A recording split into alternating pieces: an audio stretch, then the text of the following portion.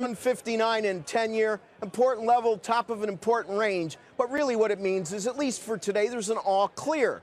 You know, there are many lessons to be learned from Deutsche Bank. And I'm not really talking about the ones that you, the viewer or listener on the radio, may be thinking of. My lesson is central banks. Now, I'm not here to say that they've had bad intent. I think all central bankers truly want to help. But please, don't help anymore, okay?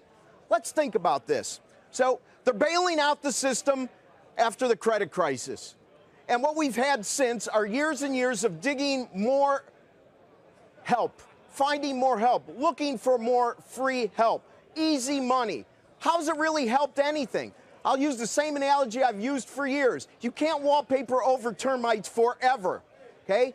Deutsche Bank has plenty of issues we don't need to get into. But one issue that's going to affect not only Deutsche Bank and the European banks, it's going to affect the Japanese banks, the emerging market banks, and our banks, is the fact that the more negative interest rates prevail, the worse profitability is going to be.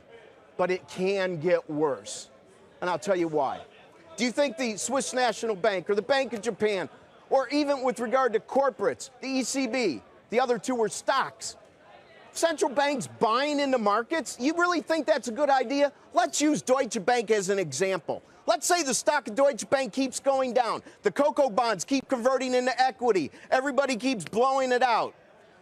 What if the central banks all get together and decide, well, okay, we don't want that to happen, let's buy Deutsche Bank? Or when any other bank or company is in trouble, we'll buy that. Or as you get to political highlight points like election times, you want to keep everything pretty clean, make sure nothing goes down. Is that the world we really want to live in? Here's where I'm going with this.